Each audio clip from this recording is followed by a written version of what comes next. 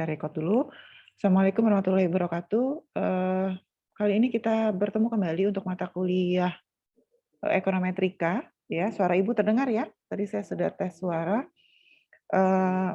Untuk kali ini saya berpartner dengan Pak Mirza Antoni PhD. Pak Mirza sudah masuk sampai dengan mid semester. Dan hari ini saya akan melanjutkan materi ekonometrika yang sudah disampaikan Pak Mirza. Seluruh materi saya sampai dengan kuliah ke-15 sudah saya upload di e-learning, jadi silakan nanti di-download dan dipelajari. Harapan saya, kenapa saya mengupload materi jauh sebelum perkuliahan dilaksanakan, harapan saya supaya mahasiswa bisa membaca terlebih dahulu sebelum perkuliahan kita dilaksanakan. Sampai sini bisa dipahami? Bisa ya?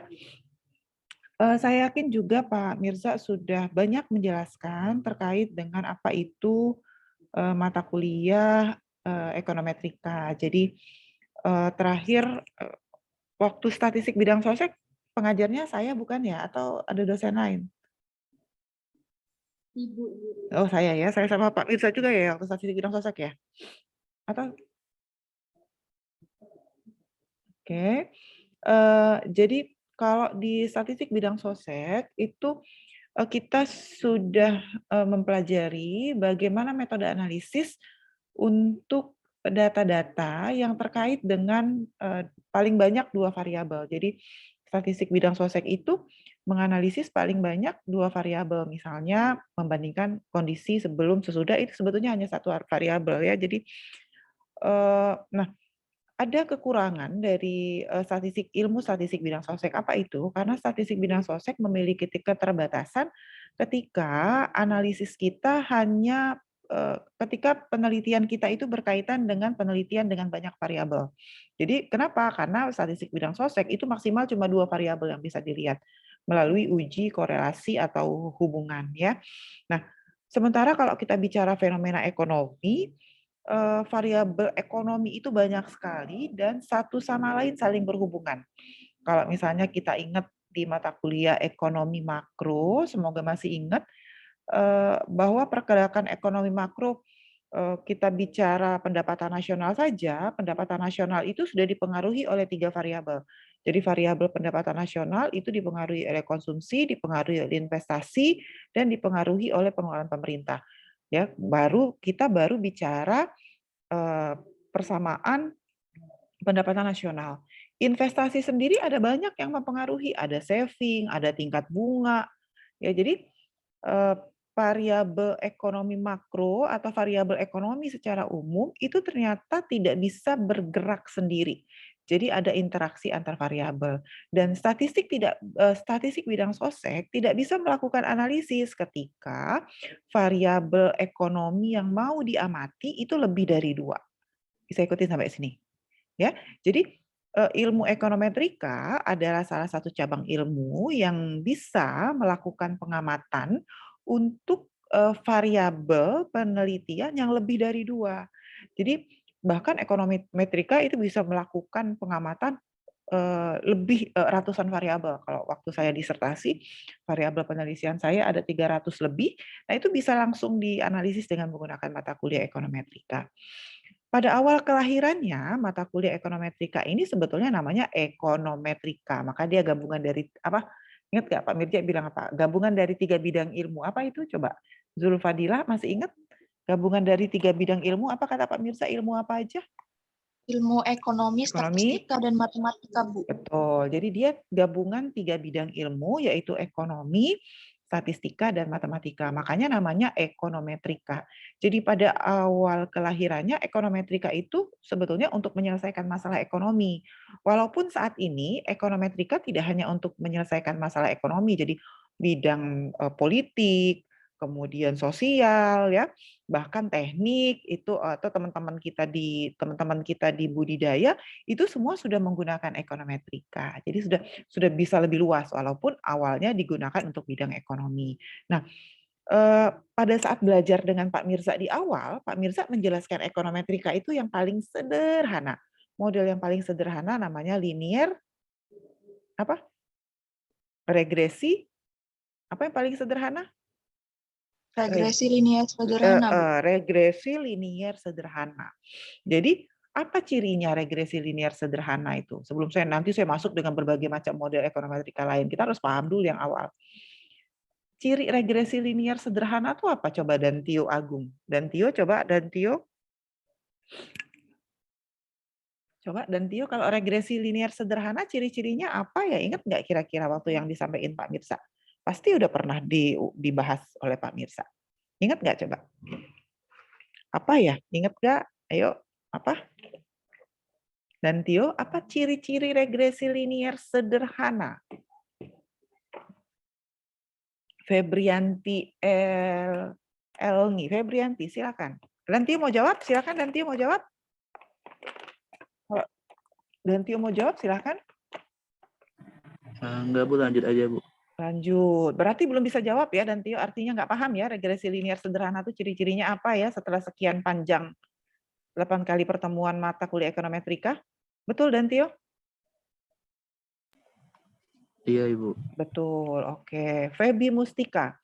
Feby, bisa jelasin ke Ibu, apa sih inti dari regresi linier sederhana? Jangan sampai nanti Ibu sudah cerita model-model yang lebih advance, tapi kita nggak ngerti regresi linier sederhana. Atau bagaimana, saya balik kalimatnya, bagaimana kita bisa memahami yang lebih advance kalau yang sederhana itu saja kita nggak bisa. Makanya dia disebut regresi linier sederhana, tuh yang paling mudah artinya. Apa coba?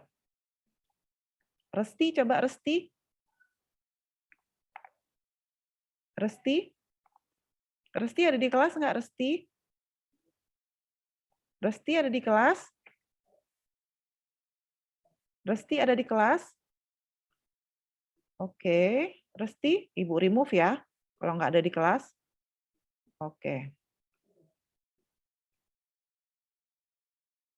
Oke, ada lagi yang mau bertanya?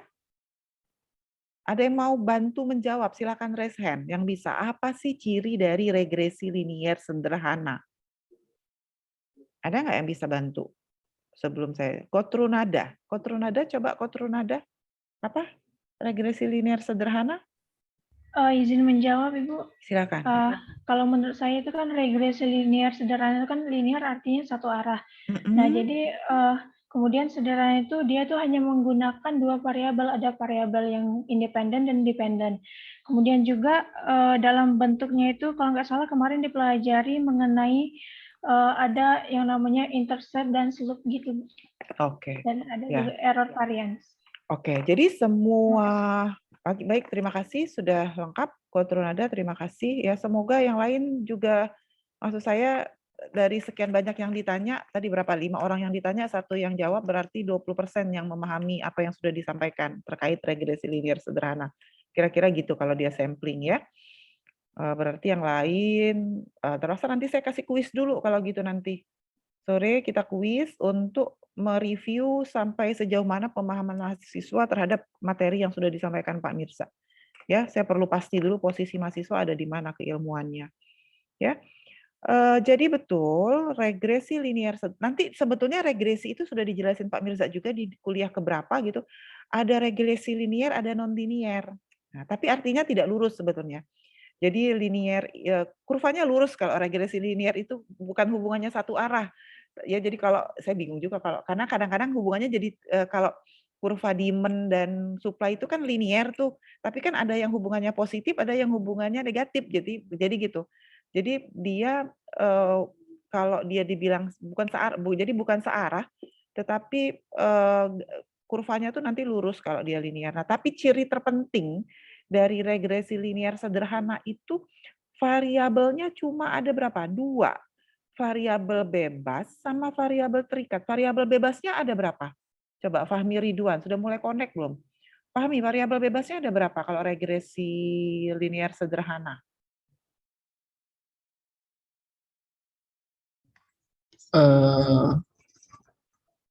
Variabel bebas, Bu. Total variabelnya ada 2, Dua kan, Bu? Iya. Total variabelnya ada 2. Variabel bebasnya ada berapa? 1 ada. Kalau total variabel, jadi ciri-ciri dari regresi linier sederhana itu total variabelnya ada 2. Kalau di dalam persamaan itu ada variabel bebas dan variabel terikat, maka masing-masing cuma satu. Karena variabel di semua persamaan ekonometrika, di semua persamaan regresi, variabel terikatnya itu pasti satu. Tinggal nanti variabel bebasnya berapa. Ya, jadi pasti satu kalau dia regresi linear sederhana. Makanya disebut sederhana karena yang mempengaruhi variabel terikat itu cuma satu, cuma X kalau Y-nya adalah variabel terikat. Ya. Oke, atau saya pakai materi ini mana tadi ya? Perhitungan SKS kok enggak? Oh ini nih.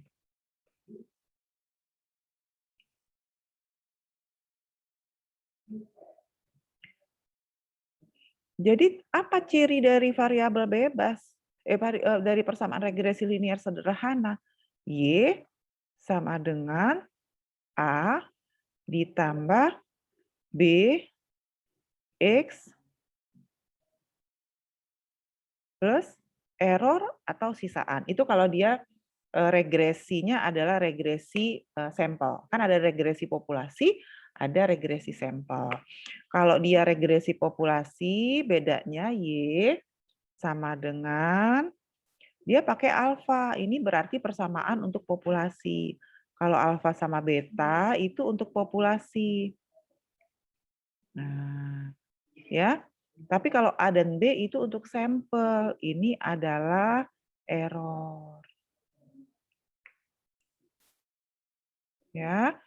Yang mana yang variabel bebas, yang mana variabel terikat?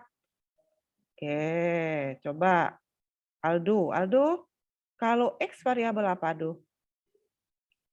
X variabel bebas, Bu. Bebas. Kalau Y variabel apa namanya, Aldo?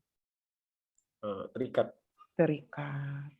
Jadi regresi linear sederhana itu variabel bebasnya hanya satu. Makanya dia disebut sederhana. Kenapa disebut linear? Karena kalau digambar kurva ini, kalau ini adalah X ya, ini adalah Y, garisnya lurus. Karena ini positif, tapi ada loh persamaan regresi itu Y sama dengan A ditambah salah. Tuh, mana nih? Saya ulang aja ya. Y sama dengan A dikurang BX. Ini persamaan Diemen nih sebetulnya. Contohnya. By error atau sisaan. Maka dia lurus juga kurvanya antara X sama Y. Tapi bentuknya terbalik begini. Karena minus. Kalau yang ini kan kalau X naik, nah lihat nih. Kalau X-nya 1, Y-nya 1, 10. Kalau X-nya 2, misalnya Y-nya jadi 20. Jadi kalau X-nya naik, dia Y-nya juga naik. Makanya koefisien ininya tanda koefisien regresinya positif. Tetapi kalau dia negatif, dia tandanya terbalik. Kenapa terbalik? Karena kalau X-nya naik, Y-nya turun. X-nya 1, Y-nya 20. Tetapi ketika X-nya 2,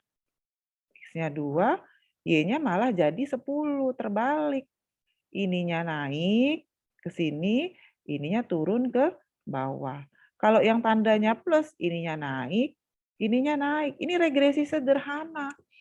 Hanya hubungan antara X dan Y, hubungan untuk dua variabel. Makanya disebut sederhana. Ada nggak Bu hubungannya yang nonlinier? Ada yang hubungan nonlinier. Nanti bentuknya begini kalau nonlinier. Dia hubungannya nggak lurus. Alfa, beta, pangkat X. Ini nonlinier. Kurvanya nanti bentuknya gimana? Kurvanya bentuknya gini nanti. Nah, nonlinier. Hubungan antara X dan Y ada titik maksimumnya. Ini udah belajar nih berbagai bentuk kurva di ekonomi produksi sebetulnya. Bisa ikutin nggak sampai sini? Salah ini, mohon maaf, ini terbalik persamaannya. Y yang nonlinier alfa sama dengan X pangkat beta. Kalau mau gambar ininya apa error atau sisaan E-nya pangkat ini. Ada 2,71 E-nya itu di pangkat E. Ini 2,71 tapi bukan error. Karena kalau E ini adalah error untuk populasi, kalau ini adalah error untuk sampel. Nah, itu regresi linear sederhana. Ya.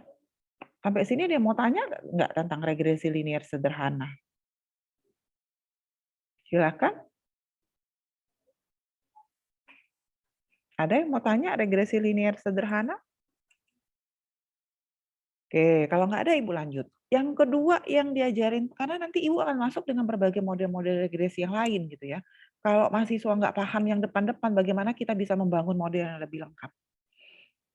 Oke, nah sekarang setelah regresi sederhana, jadi coba saya ulang. Akbar, jadi kalau regresi sederhana variabel bebasnya ada berapa? Ada 1, Bu. Ada 1, cuma 1. Iya, Ya? Bu, cuma 1. Karena satunya itu di variabel terikatnya, Bu. Iya, begitu ya. Jadi, sementara apa kekurangan? Regresi sederhana ini punya kekurangan juga. Kekurangannya apa? Karena dia cuma bisa ngamati 1 variabel bebas. Sementara kalau kita bicara teori permintaan misalnya, faktor-faktor yang mempengaruhi permintaan itu kan tidak hanya harga, ya enggak? Kalau kita pakai regresi sederhana berarti kita cuma bisa melihat pengaruh harga terhadap demand. Kita nggak bisa lihat pengaruh pendapatan, kita tidak bisa lihat pengaruh selera, kita tidak bisa lihat pengaruh jumlah penduduk.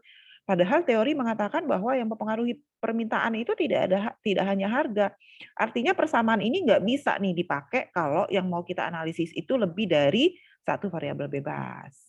Nah, kalau penelitian kita, riset kita itu mau mengamati pengamatan atau pengaruh lebih dari 1 variabel bebas, kita pakai apa modelnya namanya? Sudah diajarin juga sama Pak Mirza. Pakai apa kira-kira? Ada yang regresi linier berganda. Apa ciri-ciri regresi linier berganda? Coba Talasari. Ciri-cirinya apa? Kalau regresi linear berganda itu variabel bebasnya lebih dari 1, Bu. Variabel bebasnya lebih dari 1. Jadi kalau ciri dari regresi linear berganda itu adalah, bentar ya, variabel bebasnya lebih dari 1. Mulai dari saya sampai ke belakang itu saya akan bicara regresinya untuk sampel. Karena itu saya tidak akan menggunakan alfa dan beta. Yang saya gunakan adalah A dan B. Karena alfa dan beta itu adalah intercept dan koefisien regresi untuk populasi. Jadi jangan sampai nanti kita overlap. Jadi di sini saya akan gunakan alfa dan beta. A dan B.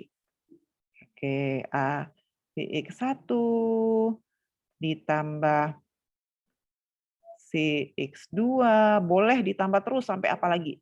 Sampai berapa puluh juga boleh. Ini saya tulis 2 aja. Yang penting cirinya tambah dengan error atau sisaan. Ya. Nah, saya belum tanya nih. C ini apa sih namanya kalau dalam ekonometrika? Coba Rahmadina. Ini cowok-cowoknya nih Rahmadina, coba C itu apa ya Rahmadina disebutnya kalau di ekonometrika?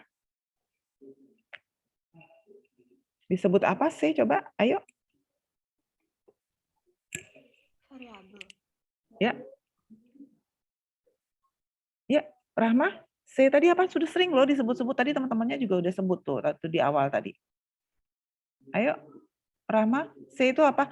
C itu sama dengan B ininya istilahnya. Apa tuh? Coba. Putri Utami, silakan Putri. C dan B itu disebut bebas, Bu. apa? Apa? Variabel bebas. Variabel bebas. Nah, berarti kita masih bingung membedakan antara B dan X1 ya. Yang saya tanya adalah B sama C. Itu apa jumlahnya, Bu. Jumlahnya. Jumlah variabel, ya kebalik. Betul, jumlah variabel. Oke. Oke. Agung, coba Agung. B dan C ini apa namanya, Agung? Coba, Agung. Koefisien, Bu. Koefisien regresi. Nah, berarti masih ada yang bingung membedakan mana variabel, mana intercept, mana koefisien regresi. Ini yang tadi yang linear sederhana ya. Kita mulai dengan regresi linear sederhana. Kalau persamaan yang regresi linear sederhana ini variabelnya yang mana sih? Ini kan ada A, ada Y, ada A, ada B, ada X, ada E. Variabelnya yang mana ya? Coba Adinda Ayu. Variabel itu yang mana ya? Coba. Yang X, Ibu. X dan apa lagi? Dan Y. X dan Y itu namanya variabel. Ya, variabel itu adalah fokus penelitian kita. Sesuatu yang akan kita analisis tadi. Misalnya saya mau lihat faktor yang mempengaruhi demand. Maka Y itu adalah jumlah demand, jumlah permintaan. X itu apa? Harga. Jadi yang mau kita ukur. Bisa ikutin, itu variabel. Makanya kalau penelitian bikin bab 3, itu sudah harus jelas variabel penelitiannya apa gitu. Pasti nanti dosennya jawab. Makanya ada dosen ini nggak nyambung nih logikanya gitu. Kamu nggak bisa penelitianmu nggak di penelitianmu ini belum jelas gitu variabel penelitiannya apa. Jadi nanti kalau dosen yang ngoreksi tuh jangan dosennya yang dibodoh-bodohin gitu. Kalau seandainya mahasiswanya sendiri masih bingung menentukan variabel mana. Variabel itu tergantung teori permintaan, faktor-faktor mempengaruhi permintaan. Maka variabelnya tentu permintaan. Faktor yang mempengaruhi permintaan apa? Buka buku teori permintaan. Ada harga, ada pendapatan, ada selera, ada harga barang substitusi, ada barang komplementer, itu variabel. Ya. Jadi sesuatu yang mau kita ukur, nanti tinggal cara mengukurnya bagaimana ya. Kalau A dan BA, B, A dan E ini apa? Coba. Kusti Rahmadianti. Saya mulai dari A. A tadi apa? Tadi udah disebutin di pertama kali tadi temannya jawab. A itu intercept, Bu. A itu intercept. Diona Mayadita. B itu apa? B itu koefisien Koefisien regresi. apa? Perkoefisien regresi. Ada yang menyebutnya parameter regresi. Oke, ada yang menyebutnya koefisien regresi. Ada yang kalau matematika disebutnya slope. Nah, boleh sama. Slope. Kalau E itu apa? Siapa lagi nih? Indah sudah. Rizkina E apa Rizkina coba? E itu error, Bu. Error atau sisaan. Ya, jadi Joko error itu buat kenapa sih harus ada error di dalam persamaan regresi itu?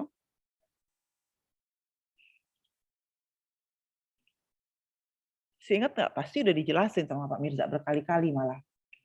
Silakan, Joko, kenapa harus ada error sih di persamaannya itu? Coba Joko, ayo Joko.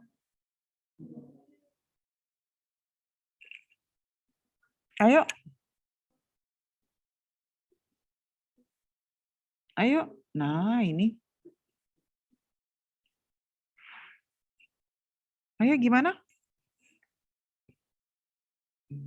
Yuni Veronica Silayan. Silakan Yuni. Error tadi buat apa?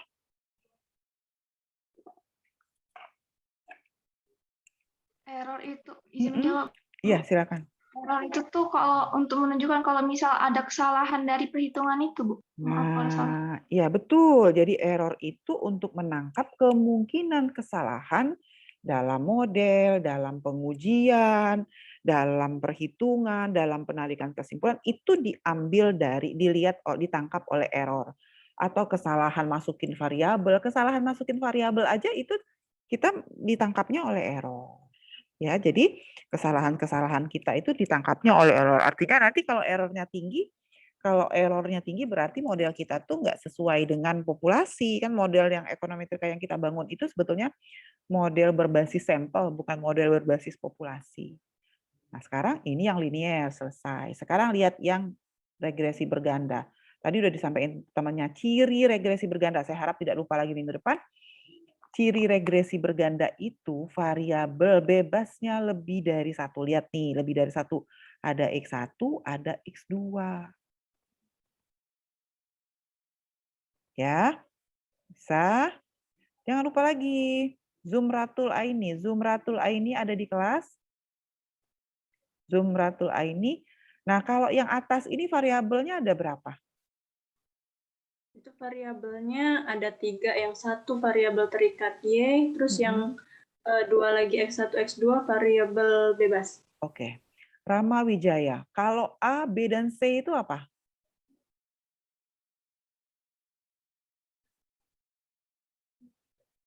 Koefisien, Bu. Yang mana? A apa, B apa, C apa? Koefisien apa? Koefisien apa? Nah, baru juga belum 5 menit. Ayo.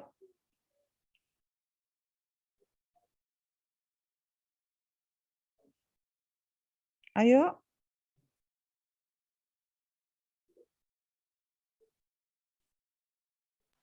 Koefisien regresi, Bu. Yang mana yang koefisien regresi? Yang B dan C, Bu. Kalau Kalau yang A, A, intercept, Bu. Kalau yang A intercept, B dan C adalah koefisien regresi. Semoga setelah ini Rama nggak lupa lagi ya. Oke. Jadi itu yang sudah diajarin Pak Mirza. Pak Mirza juga mengajarkan bahwa model regresi itu ada macam-macam. Ada translog, ada linier, ada nonlinier, ada multinomial dan sebagainya. Itu di kuliah terakhir saya lihat. Betul? Betul nggak? Betul Sarima? Kuliah terakhir Pak Mirza belajar apa Sarima? Tentang dummy variabel. Pak Mirza ya, ada dummy variabel yang terakhir ya. Oke. Oke. Jadi model regresi ini namanya model linier. Dia ada model linier, ada non-linier. Apa bedanya? Bedanya dari sisi bentuk hubungannya. Kalau linier itu bentuk hubungannya dia lurus. Satu naik, satu naik. Kalau variabel bebas naik, variabel terikat naik. Atau variabel bebas naik, variabel terikat turun. Selalu gitu. Jadi dia hubungannya linier aja. Tetapi ada hubungan yang awalnya naik, terus mencapai puncak, terus turun. Jadi kalau yang ini kan kalau naik, naik terus. Kalau yang negatif tadi kan kalau turun, turun terus. Tapi ada hubungan variabel, terutama untuk pertanian, itu yang hubungannya tuh tidak linier.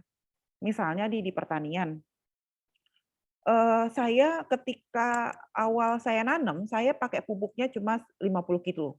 Ternyata kalau saya bandingin dengan tidak saya nggak pakai pupuk, produksi saya naik 10 ton misalnya, karena pakai pupuk 50 kilo. Terus saya mikir, oh berarti kalau dikasih pupuk 100 kilo bisa naik lagi produksinya. Nanam lagi tahun depan, saya kasih pupuknya naikin dari 50 kilo saya jadiin 100 kilo. Masih naik produksinya. Awalnya cuma naik 10 ton, sekarang naiknya 15 ton. Saya ikutin sampai sini. Terus saya pikir, oh iya berarti kalau kayak gitu saya tambah lagi aja. Tahun ketiga, musim tanam ketiganya, saya naikin lagi pupuknya, awalnya 50, 100 jadi 150. Ya, kira-kira produksinya masih naik nggak? Turun. Menurun, Bu. Kenapa turun? Kenapa turun? Kenapa turun? Karena keracunan kan secara teknis tanamannya. Ya enggak, karena sudah berlebihan pemakaian pupuk. Maka itu teknis. Di ekonomi produksi dipelajari ada hukum namanya the law of diminishing return. Masih ingat nggak hukum the law of diminishing return? Itu hukum yang paling sering ditanya kalau lagi ujian. Gimana? Ingat nggak? Coba. Christine Gloria. Christine pernah dengar hukum the law of diminishing return? Christine Gloria? Pernah, Bu. Pernah. Di pelajaran apa kira-kira? Masih ingat nggak? Di ekonomi makro atau mikro? Ekonomi mikro ya, nggak ada di ekonomi makro. Ekonomi produksi sudah selesai belum? Sudah, ekonomi produksi sudah diambil belum ya? Sama kelas untuk semester berapa sekarang? Semester 6 ya? Ekonomi produksi sudah diambil belum? Sudah ya? Sudah ekonomi produksi. Semester berapa ekonomi produksi diambil mata kuliah ekonomi produksi? Semester 5, Bu. Oh, semester 5. Yang lain lupa ya mata kuliah ekonomi produksi diambil semester berapa? Oke. Jadi, kalau kita untuk bidang pertanian, kita justru jarang mengenal, terutama untuk yang berkaitan dengan produksi tanaman, kita jarang menggunakan model linier. Yang kita pakai itu justru model non-linier. Karena itu kita belajar khusus tentang model non-linier itu di mata kuliah ekonomi produksi. Ada banyak sekali model non-linier. Bentuknya kuadratik, ada macam-macam. Masih ingat ya, di ekonomi produksi itu ada banyak model non-linier, misalnya A, Y sama dengan A X1 pangkat B ditambah X2 pangkat C, kan gitu ya, nonlinear. Kurvanya bentuknya seperti ini. Pada kondisi inilah makanya the law of diminishing return itu berlaku. Apa itu? The law of diminishing return itu berbunyi pada tahap awal, dalam proses produksi itu pada tahap awal kalau kita nambah input, maka produksinya naik. Tapi akan ada satu titik di mana kalau kita nambah input, maka produksinya akan turun. Justru akan turun. Jadi awalnya kalau kita nambah input, dia naik dengan kenaikan hasil yang bertambah. Tambah input lagi naik dengan kenaikan hasil yang, jadi kalau ini ada titik balik, ini ada titik balik, ini ada titik belok di atas kalau ekonomi produksi. Nambah input, naik produksinya dengan kenaikan hasil bertambah. Tambah input lagi, naik produksinya dengan kenaikan hasil berkurang. Kalau kita terus tambah input, maka justru nanti produksinya akan turun, outputnya akan turun. Itulah bunyi dari hukum the law of diminishing return. Nah, bagaimana menyelesaikan? Kalau di ekonomi produksi itu kita belajar teori. Kita belajar teori. Kita tidak tahu, kita hanya bicara modelnya aja. Tapi kita tidak tahu bagaimana cara menghitung A dan B-nya. Bagaimana cara menghitung error-nya itu tinggi atau rendah. Nah, sehingga untuk bisa menyelesaikan kasus-kasus yang ada di mata kuliah ekonomi produksi itu cara menyelesaikannya, alat analisisnya adalah ekonometrika. Bisa ikutin sampai sini? Bisa ikutin? Sampai sini? Jadi ada model linier, yang atas ini adalah linier, yang bawah ini adalah non-linier. Tapi model non-linier ini juga bisa dilinearkan dengan cara dilogaritmakan. Dia bisa dirubah jadi model linier dengan cara dilogkan. Jadi log Y, jadi datanya di-login dulu sama dengan log A, ya, ditambah boleh log, boleh logaritma natural, boleh len ya, tambah log X1 ditambah C X2, log dulu ya, log X2 ditambah error atau sisaan.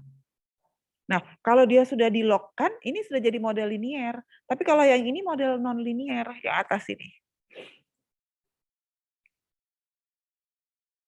Jadi datanya dilogkan dulu, terus baru diregresi lagi. Bisa juga pakai len Y, logaritma natural, len Y itu sama.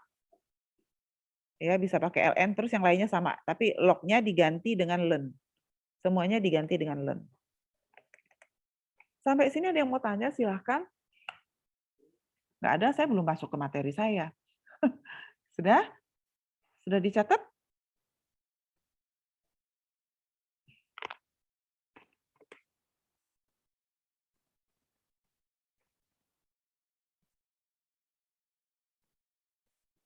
Sudah dicatat? Ibu lanjut. Nah, lalu terakhir, selain ada model linier, ya, ada model linier, ada model non-linier. Ternyata di pertemuan terakhir Pak Mirza mengajarkan regresi dengan variabel dummy. Ternyata variabelnya itu tidak harus loh variabel kuantitatif, bisa juga variabel kualitatif, tapi variabel dengan data nominal. Waktu kita belajar statistik bidang sosek, kita belajar data nominal. Data nominal itu adalah data yang hanya terdiri dari dua kategori, ya, jadi hanya 0 dan 1 saja datanya. Tidak boleh 1 dan 2 ya, hanya 0 dan 1 kalau. Apa itu variabel regresi dengan variabel dummy? Jadi terkadang ketika kita regresi, misalnya gini nih, pengaruh jenis kelamin, kita mau menganalisis pengaruh jenis kelamin, pengaruh pendapatan dan jenis kelamin terhadap konsumsi. Y itu adalah SA. Ulang. Oke. Saya mau menganalisis pengaruh pendapatannya B dan jenis kelamin. Ya. Jenis kelamin terhadap konsumsi beras, atau terhadap konsumsi beras. Kalau konsumsi beras tuh jelas tuh kilogram per orang, kilogram per kapita Satuannya kalau ini jelas, datanya ada. Kilogram, pasti datanya angka per kapita satuannya. 3 per kapita itu orang artinya ya. Pendapatan satuannya jelas, pasti datanya bentuknya angka. Rupiah, apa nih? Rupiah per bulan. Kalau jenis kelamin datanya angka atau bukan? Coba Gusti. Gusti kalau jenis kelamin datanya sudah angka atau belum? Bukan, Bu. Belum. Bukan ya. Jadi karena datanya bukan angka, sementara statistik atau ekonometrika itu cuma bisa baca angka. Nggak bisa. Maka dia data yang sifatnya tidak angka itu, ini data ordinal, itu harus diganti. Misalnya saya kasih kode, laki-laki, karena makannya lebih banyak, saya kasih angka 1, laki-laki. Perempuan, karena makannya lebih sedikit, saya kasih 0. Nah, ini namanya variabel dummy. Jadi nanti datanya dirubah, data laki-laki 1, perempuan 0.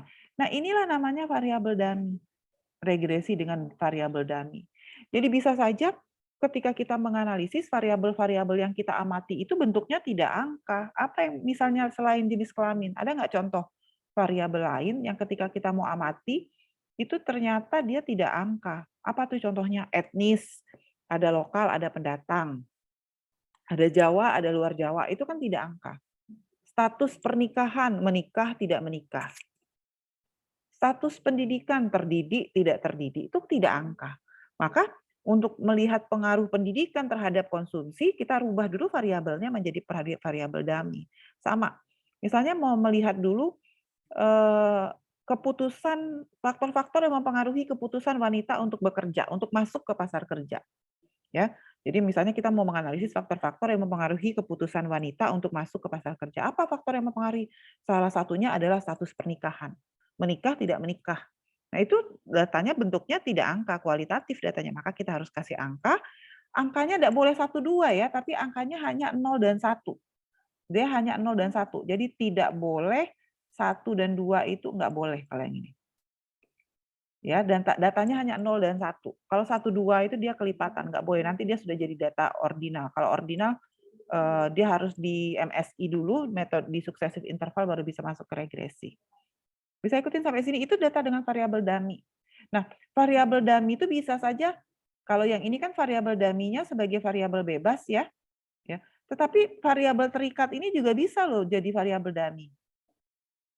Misalnya kita mau lihat keputusan petani untuk ikut kelompok dan tidak ikut kelompok. Jadi di sini petaninya tuh dibagi 2, 1 untuk yang ikut kelompok, 0 itu yang tidak ikut kelompok. Nah, maka namanya di situ pada kasus itu regresinya adalah regresi dengan variabel terikatnya adalah variabel dummy. Nah, hari ini saya akan menjelaskan itu. Saya akan melanjutkan penjelasan Pak Mirza, di mana variabel dummy-nya itu sebagai variabel terikat. Kalau Pak Mirza sudah ngajarin variabel dummy sebagai variabel bebas. Nanti dia, semoga udah diajarin Pak Mirza ya, kalau lihat di bahannya sudah ada dummy slope, ada dummy intercept, ya, ada dua-duanya. Itu semua berdampak terhadap persamaan regresinya. Oke, jadi saya mau mengajarkan model regresi yang variabel bebasnya, variabel terikatnya ini adalah variabel dummy. Sebetulnya itu inti dari materi saya hari ini. Namanya adalah model regresi dengan respon kualitatif. Ada 2 model, ada linear programming model dan ada logit model. Bisa ikutin pendahuluan. Model logistik itu adalah sebuah model di mana variabel dependen bersifat kualitatif dan variabel kualitatif tersebut bersifat dikotomis. Jadi maksud kualitatif tadi adalah variabel dependen itu artinya terikat, dia sifatnya dikotomis berarti hanya terdiri dari 2. 2 itu maksudnya nilainya hanya 0 dan 1. Itulah maksud dikotomis. Contohnya apa? Riset yang berkaitan misalnya ya, keputusan keluarga petani untuk mengikuti program aplikasi teknologi atau tidak. Jadi nanti ada petani yang mau ikut program, ada yang tidak ikut. Jadi variabel bebasnya, variabel terikatnya nanti nilainya 01, 01, 01. Atau keputusan keluarga petani untuk mengkonversi lahan atau tidak. Jadi lahan sawahnya itu mau dikonversi dari karet, atau mau dikonversi jadi sawit, atau dia tetap mau padi. Nah, jadi karena itu model logistik ini sering disebut dengan model pengambilan keputusan, karena berkaitan dengan keputusan untuk ikut satu program atau tidak, keputusan untuk berpartisipasi atau tidak, keputusan untuk terlibat atau tidak, kira-kira gitu ya. Dia ada 2 model, ada LPM, ada logistik, ada model regresi linier. Jadi model LPM ini sebetulnya sama kayak model regresi linier, tetapi variabel terikatnya tuh nilainya 0, 1, 0, 1, 0, 1. Jadi regresinya persis sama kayak regresi linier. Bisa linier sederhana, bisa berganda ya. Jadi makanya saya tidak tuliskan sederhana atau bergandanya. Jadi modelnya regresi linier, linear probability model. Jadi karena dia berangkat dari model regresi linier, maka bentuknya tuh ya sama kayak regresi linier. Y, tadi kita bahas B0, tambah B1, tambah E. Ya ini model untuk populasinya. Maka Y-nya bedanya itu kalau di model regresi sederhana, Y-nya itu variabel kuantitatif. Tapi kalau sekarang Y-nya itu nilainya hanya 0 dan 1. Kaitan antara 1 kalau dia mengkonversi, 0 kalau tidak, X adalah pendapatan rumah tangga, E adalah variabel pengganggu, jadi E ini adalah error atau sisaan. Estimasinya pakai ordinary least square. Nah, ini juga jangan sampai nanti mahasiswa salah. Ini saya juga tadi tertinggal menjelaskan. Ada regresi linier sederhana, ya. Jadi sebelum saya masuk ke lebih jauh, ada regresi linier sederhana tadi ya. Ada regresi linier berganda. Saya tidak tulis lagi. Ada OLS. Apa sih bedanya ordinary? Apa bedanya linear regression, multiple linear regression dengan ordinary least square? Ini tadi ini adalah Y sama dengan A plus BX ya. BX I plus E. Ini tadi adalah Y sama dengan, anggap aja bagus ya tulisan saya ini ya. BX1 ditambah CX2 ditambah E. OLS. Apa sih bedanya 3 ini? Nah, atau apa bedanya antara yang ini dengan yang ini? Sama nggak sih? Aku pakai modelnya OLS. Ada yang suka bilang gitu. Jangan sampai nanti kita overlap. Aldo, paham nggak beda linear regression, multiple linear regression dengan ordinary least square? Silakan Aldo, coba.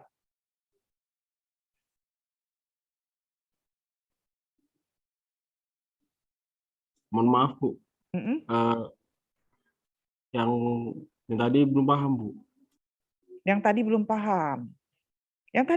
Yang regresi sederhana sama linear sederhana. Oh, yang tadi paham, Bu. Yang tadi paham. Yang OLS yang belum paham. Iya, Bu. Oh, oke. Yang lain gimana?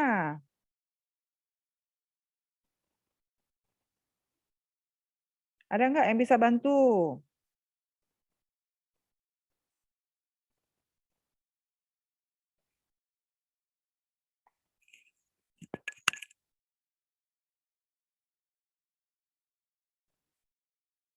Gimana? Ada yang bisa bantu?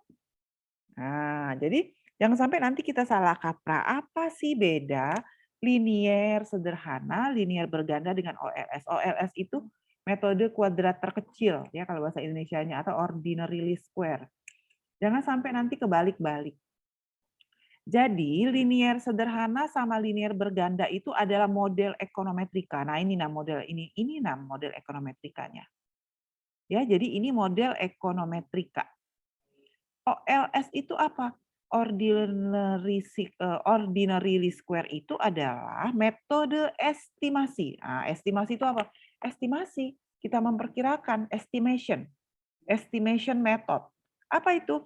Kan di ekonometrika disampaikan Pak Mirza, kita kan belajar menghitung A sama B sama E ya. Betul nggak? Betul nggak, Agung? Agung sudah bisa belum menghitung A dan B kalau persamaan linear sederhana? Apakah Agung bisa menghitung A dan B-nya, Agung, secara manual? Oh, insya Allah bisa, Bu. Bisa.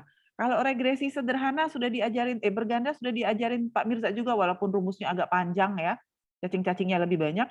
Sudah bisa belum Gusti Rahmadianti menghitung A, B, sama C2C-nya ini? Bisa, Bu. Bisa. Gunain itu, matrik. Ya, pakai metode matrik sudah diajarin Pak Mirza. Nah, melakukan estimasi, melakukan penaksiran nilai A dan B, A, B, dan C, itulah OLS. Jadi OLS itu adalah metode estimasinya. Jadi ketika menghitung dengan matrik, ketika menghitung dengan rumus, itu metode estimasi. Tetapi yang ini, persamaan ini namanya model. Ini namanya model. Jadi ini model regresi linear sederhana, ini regresi berganda.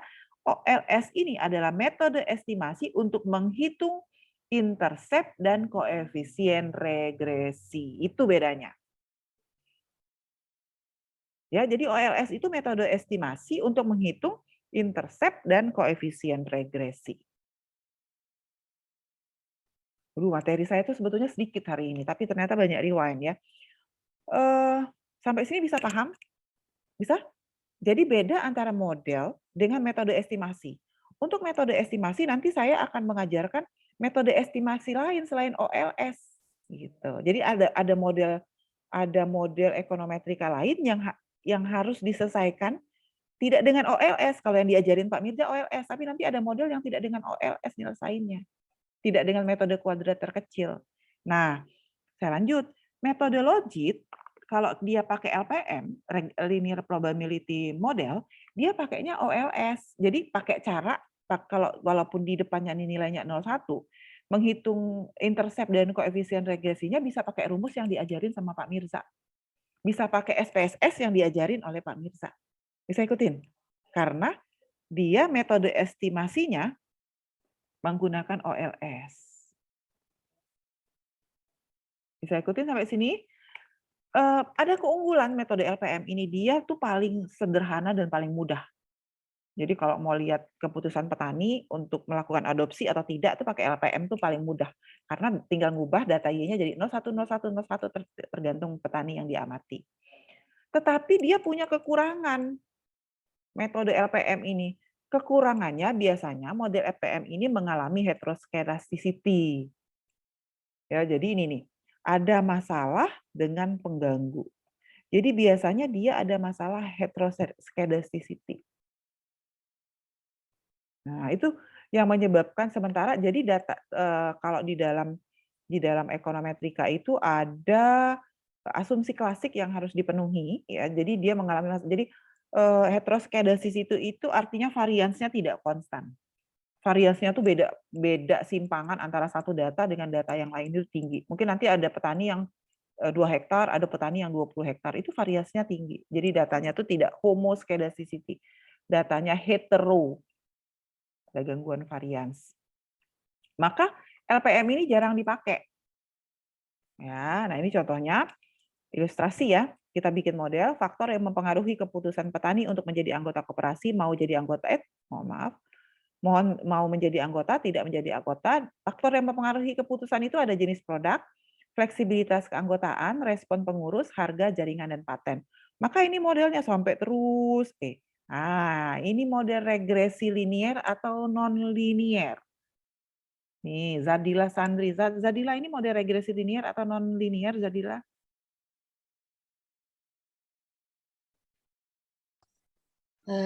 Non-linear. Oh, non-linear, Galuh. Ini model regresi linear atau non-linear? Linear, Ibu. Linear.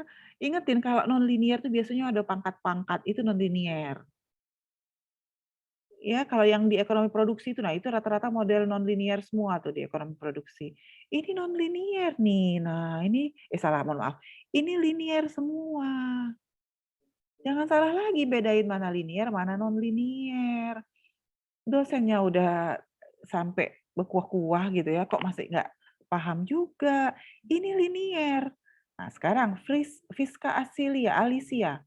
Fiska ini regresi linear sederhana atau regresi linear berganda? Kalau lihat ininya, Fiska. Linear berganda, Ibu. Kenapa linear berganda? Elda Aprialendi.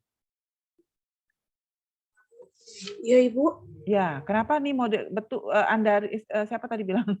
Tadi kata temannya ini model linear berganda. Betul nggak?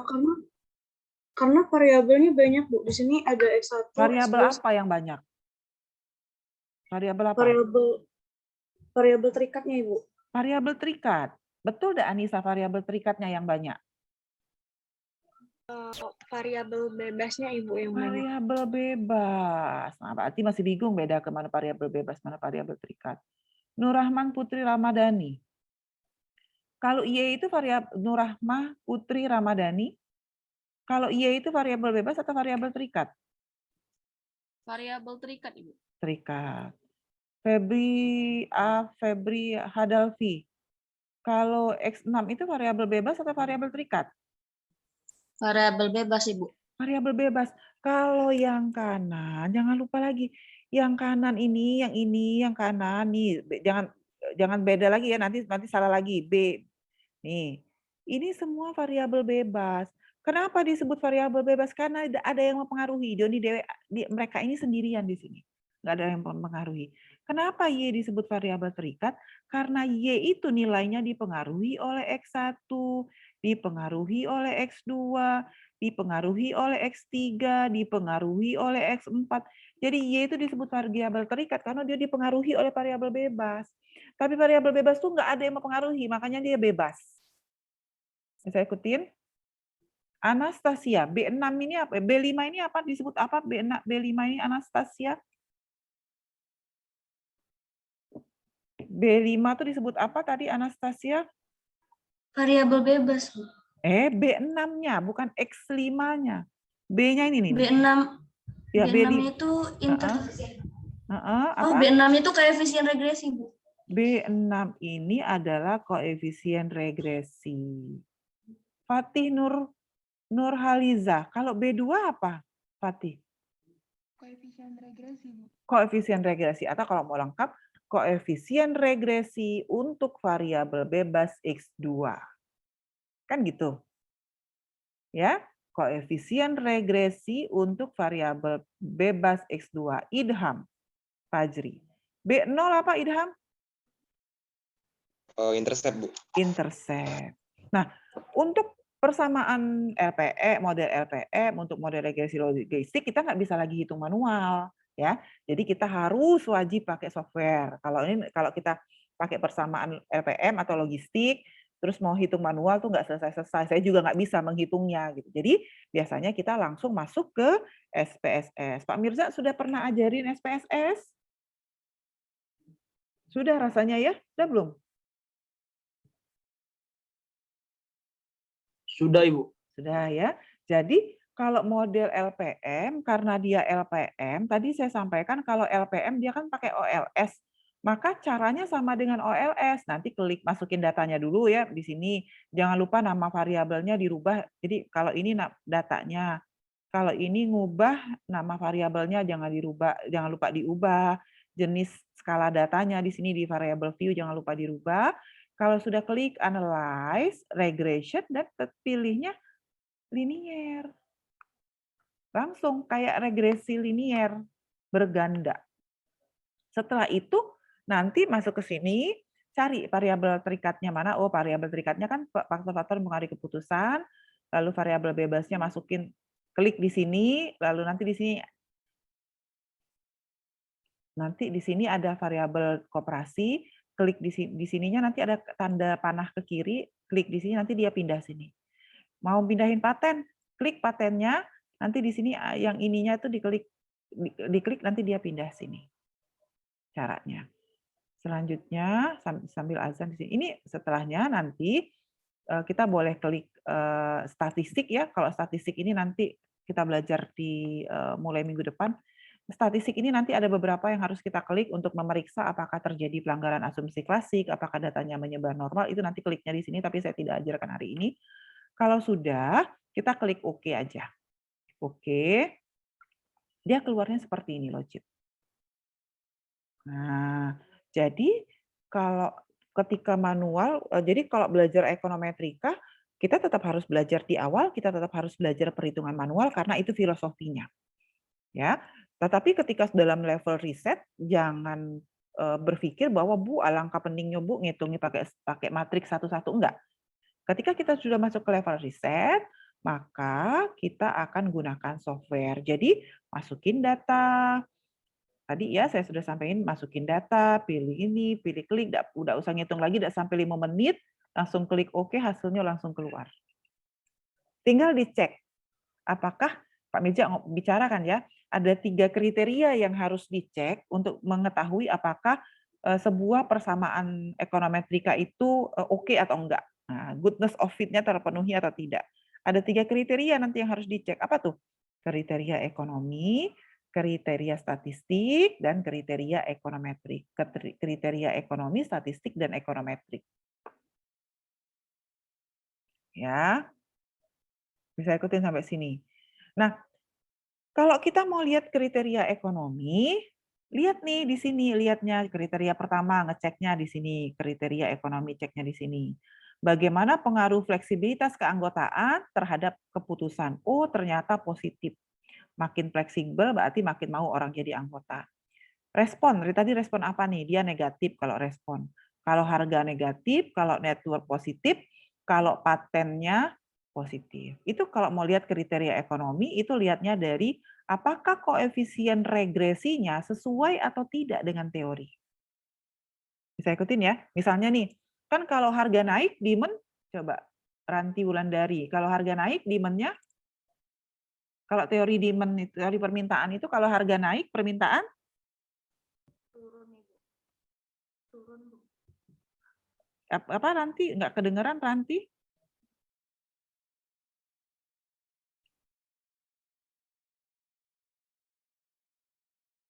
Ya, Ranti silakan.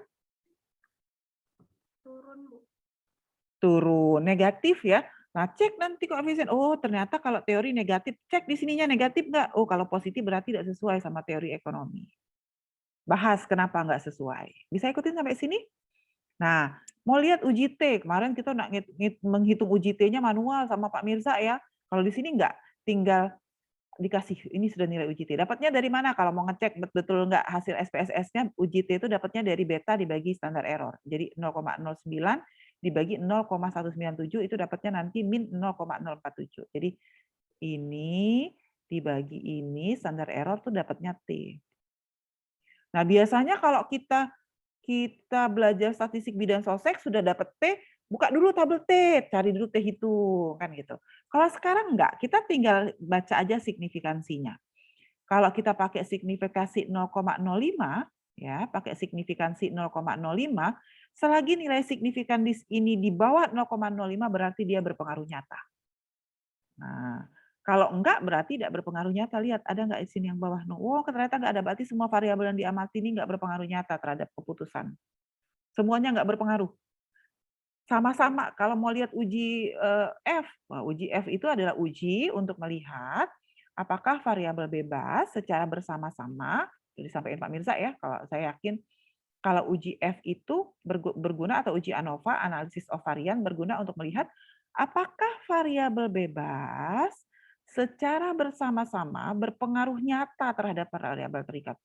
Itu rombongan, ini lihat 0,281, 0,281 tuh lebih besar dari 0,05, berarti secara bersama-sama saja semua variabel itu enggak berpengaruh. Apalagi kalau dilihat sendiri-sendiri. Dan itu dikuatkan juga oleh nilai koefisien determinasinya, R kuadratnya.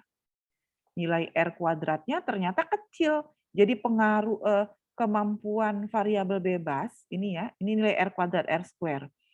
Ini kemampuan variabel bebas untuk menjelaskan variabel terikat itu hanya 0,124 atau sekitar 12%. Kecil banget memang. Makanya semua variabelnya tidak signifikan.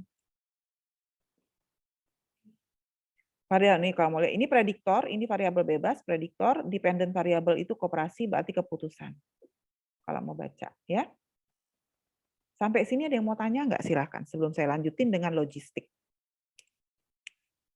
Nah, kalau kita pakai model LPM, membaca koefisien regresi, membaca intercept itu sama seperti yang diajarin sama Pak Mirza. Ya, sama cara membacanya. Jadi dia kalau ini persen, kalau ini unit, fleksibilitas. Jika fleksibilitasnya naik 1 unit, maka keanggotaannya naik 1%, misalnya gitu. Jadi tergantung satuan yang dipakai. Tapi saya sampaikan tadi bahwa model model EPM jarang dipakai karena data biasanya modelnya mengalami heteroscedasticity. Heteroscedasticity itu artinya variasinya tidak konstan. Kalau dia variasinya tidak konstan, itu sebetulnya ujungnya data kita biasanya tidak random. Sementara ekonometrika ini berlaku untuk data-data yang memenuhi sebaran normal. Jadi dia masuk ke dalam ranah statistik parametrik, kira-kira gitu. Jadi kita datanya harus normal, variasinya harus konstan, sebarannya diketahui, gitu ya.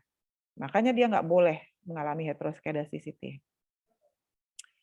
Kita masuk ke model logit, jadi karena nggak bisa pakai LPM, maka dia pakai logit. Apa bedanya? Kalau di logit, dia learn dari peluang P1, peluang yang ikut dengan peluang yang tidak ikut.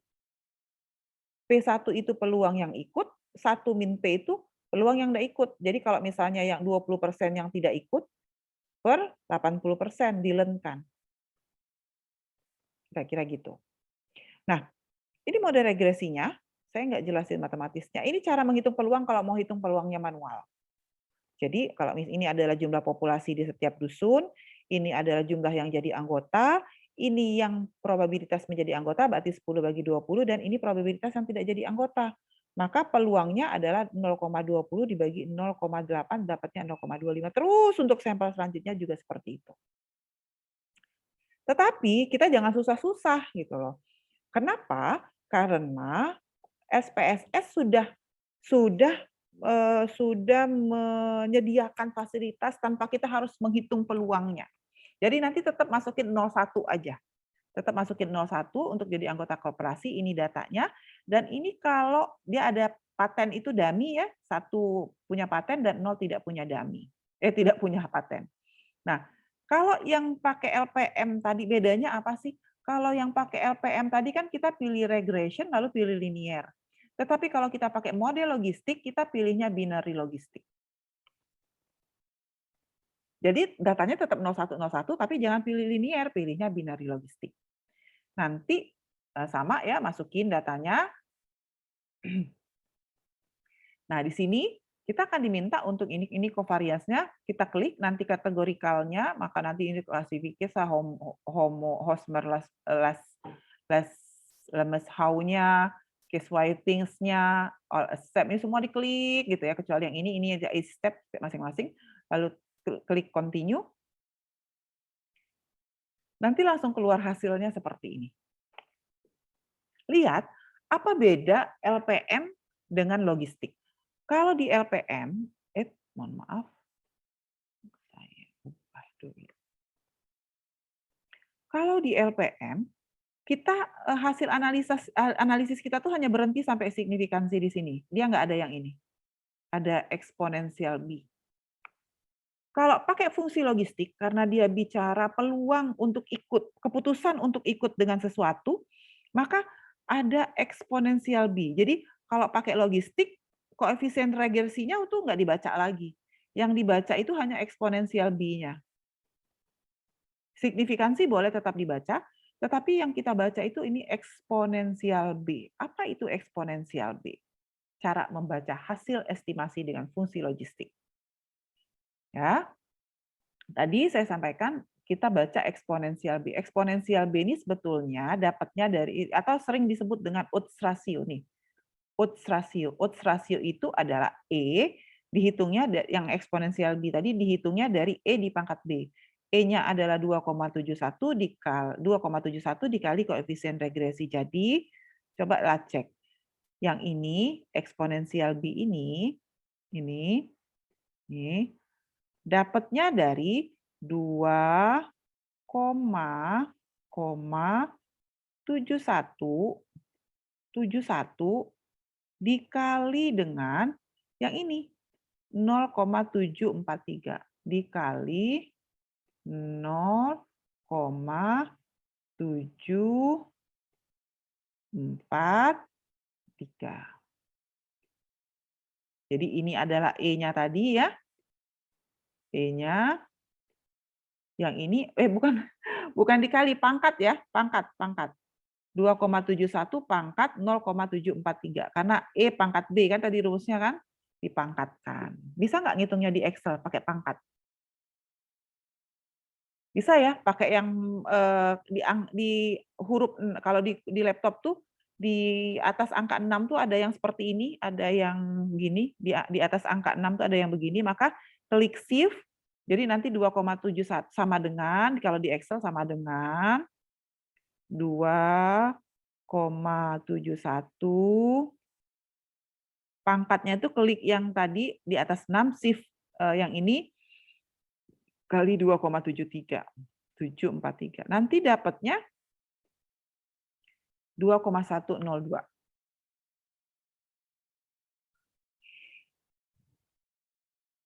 Ya. Nah, bagaimana cara membacanya? Ya, nanti kalau di logit, kalau di LPM atau di regresi linier sederhana atau berganda, kita membacanya R kuadrat yang kita baca. Kalau di sini yang kita baca nilai G. Ya, jadi apakah model itu bisa menjelaskan atau tidak, bacanya dari G. Ini kemampuan untuk menjelaskan. Nih. Ya. Untuk menguji faktor-faktor yang berpengaruh, kita lihat uji T-nya atau mohon maaf, kita lihat dari uji T-nya atau uji Z-nya. Contoh ya, misalnya nih, yang pertama tadi kan E pangkat 273 dapatnya 2,102. Ya, dia adalah kualitas dengan odds rasio 1,2,102. Dapat diartikan apa? Peluang menjadi anggota koperasi adalah 2,102 kali lebih tinggi jika petani yang menghasilkan karet dengan kualitas baik, misalnya gitu. Jadi dia lebih tinggi, ini salah nih kayaknya menjadi anggota koperasi yang bawah nih. Ya, jika petani yang menghasilkan bokar dengan kualitas baik memiliki peluang lebih tinggi dalam menjadi anggota koperasi dibandingkan dengan petani yang memproduksi karet dengan kualitas rendah. Kalau misalnya koperasinya itu adalah koperasi karet. Yang kedua dapatnya min 0,443. Artinya apa? Jika harga menurun Rp1, maka peluang menjadi anggota koperasi akan meningkat sebesar 0,443 kali. Artinya apa? Penurunan harga akan menyebabkan peluang menjadi anggota koperasinya meningkat. Ya, jadi membacanya itu dia pakai berapa kali lipat. Dalam konteks respon terlihat bahwa variabel respon tidak berpengaruh signifikan, artinya peluang menjadi anggota koperasi tidak dipengaruhi oleh respon pengurus. Ya, demikian kuliah dari saya. Silakan jika ada yang ingin ditanyakan terkait dengan materi perkuliahan saya hari ini. Turun Ibu, maksudnya apa turun Ibu ini? Ranti?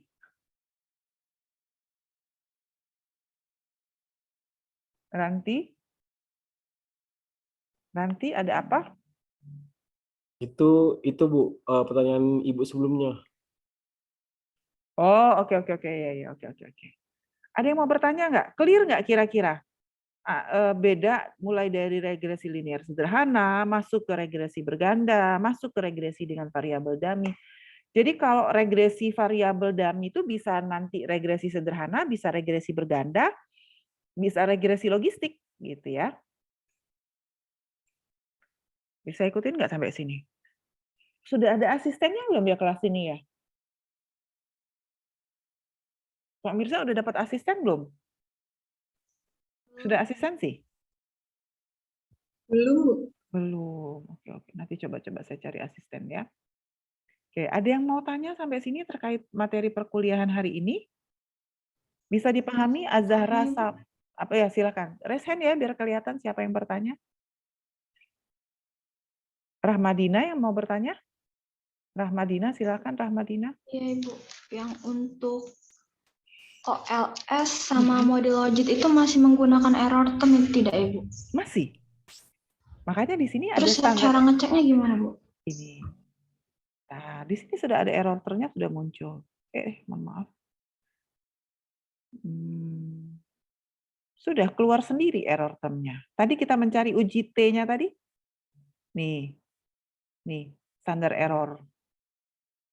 Uji volt tapi dia tidak pakai T, dia pakai volt, tetapi tetap dapatnya dari 0,743 dibagi 0,596.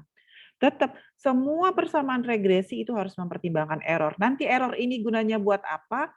Kita pelajari mulai minggu depan apa ya untuk yang pelanggaran asumsi klasik atau untuk pemenuhan asumsi Gauss-Markov-nya. Gitu Rahma, bisa ditangkap Rahma? Bisa Ibu, terima kasih Ibu. Iya. Silakan ada lagi. Ayo, siapa lagi yang mau bertanya? Silakan. Sudah paham atau justru tidak paham jadi nggak bertanya ini kira-kira? Semua? Febrianti? Febrianti? Mau tanya? Mau tanya? Silakan. Sudah paham belum? Senyum-senyum aja dari tadi. Ada? Kotrunada ingin bertanya? Silakan.